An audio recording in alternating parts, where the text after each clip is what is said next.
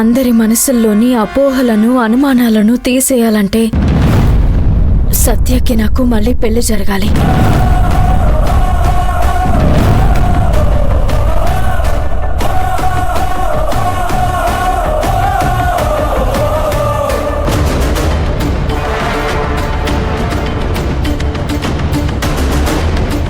మళ్ళీ పెళ్ళా? అవునత్తయ్య, ఈ లోకానికి మాకు పెళ్ళైందని తెలీదు.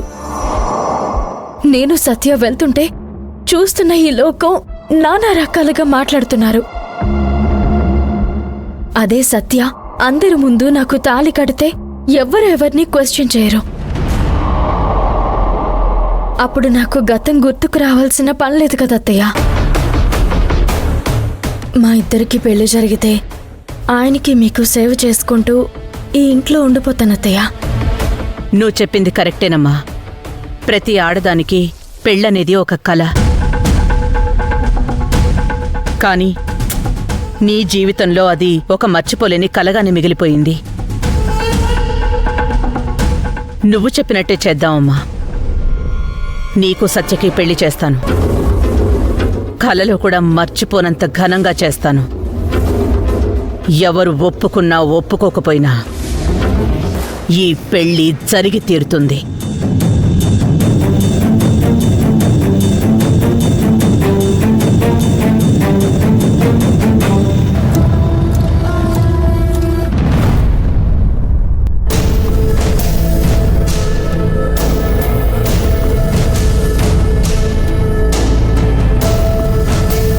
మంజు కారణం లేదే ఏమీ చెప్పదు.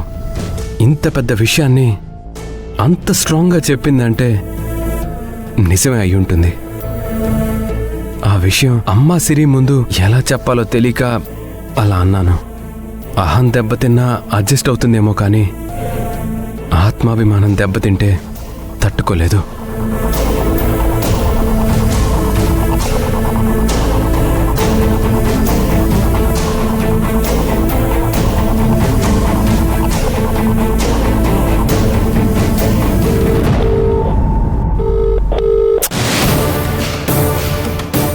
ఖచ్చితంగా ఫీల్ అయి ఉంటుంది. తనకి ఏ ప్రాబ్లం వచ్చినా కిరణ్మయి గారి దగ్గరికి వెళ్తుంది.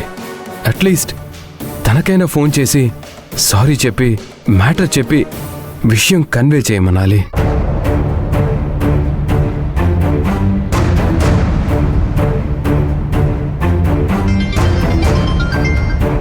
హలో హలో కిరణ్మయి గారు, నేను సత్యని మాట్లాడుతున్నాను. అక్కడ మంజు ఉందా? లేదు. ఏం లేదు, నేను తనని హర్ట్ చేశాను. సారీ చెప్దామని కాల్ చేస్తే ఫోన్ లిఫ్ట్ చేయటం లేదు. పక్కనుంటే మీరైనా మ్యాటర్ కన్వే చేస్తారని మీకు కాల్ చేశాను. తన గురించి నాకంటే నీకే బాగా తెలుసు. తను హర్ట్ అయినా కాల్ అటెండ్ చేయకుండా వేరే వాళ్ళని బాధ పెట్టదు. వాళ్ళ మదర్కి ఏదో ప్రాబ్లం అంటే వెళ్ళింది. ఏమైంది? డీటెయిల్స్ నాకు తెలీదు. ఆన్ ద వే ఉండుంటుంది, అందుకే ఫోన్ లిఫ్ట్ చేసి ఉండదు. ఇట్స్ ఓకే, నేను ఇప్పుడే అక్కడికి వెళ్తాను. నేనిలా చెప్తున్నానని తప్పుగా అనుకోద్దు సత్య. మంజు చాలా సమస్యలు సందేహాల మధ్య నలిగిపోతోంది. ఎంతమంది తనకి సపోర్ట్ చేసినా సరే ఇప్పుడున్న పరిస్థితుల్లో నీ సపోర్ట్ తనకి చాలా అవసరం. మీరేం చెప్పాలనుకున్నారో నాకు అర్థమైంది. Thank you.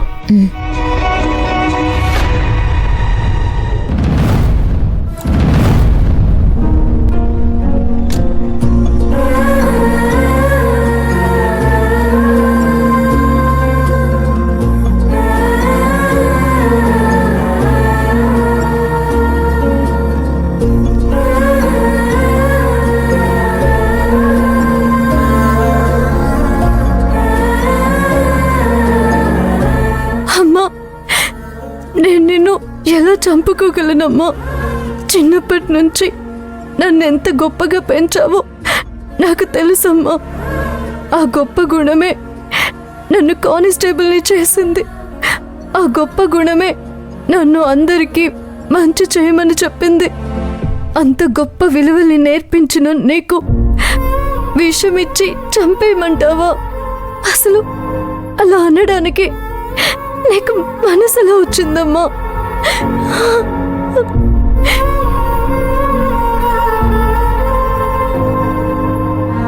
ఏంటి, నేను పలకరించానా? అయ్యో అత్తయ్య, నాకు ఆ శ్యామ్ ఎవరో కూడా తెలీదండి.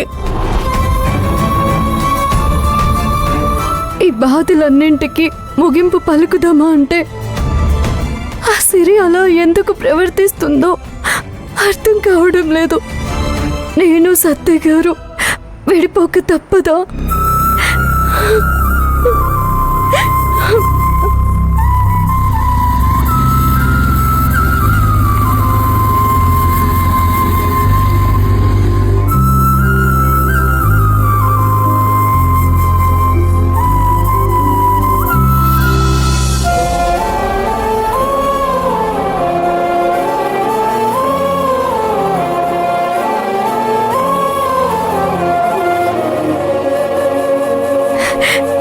సత్య గారు,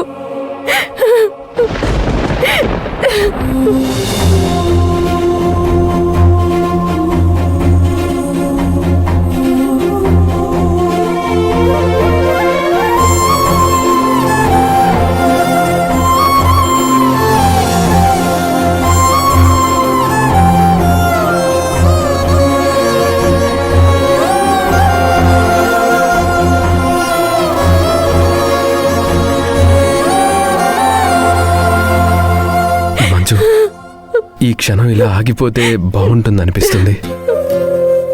నీ గుండె చప్పుడు నా గుండెకు చెప్తుంది, సత్య గారు మిమ్మల్ని చచ్చేంతగా ప్రేమిస్తున్నానని.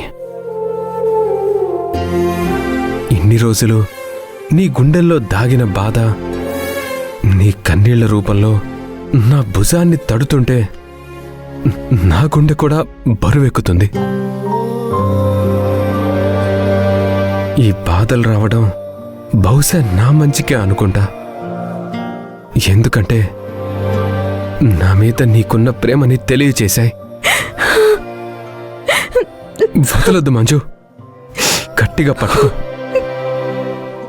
మనుషులుగా మనం ఎప్పుడూ మన గురించి మాట్లాడుకోలేదు. కనీసం మన మనసులనైనా మాట్లాడుకొనిద్దాం. సత్య గారు, మిమ్మల్ని వదిలి ఉండలేనండి. నేను అదే చెప్తున్నాను మంజు, వదలొద్దు, గట్టిగా పట్టుకోమని.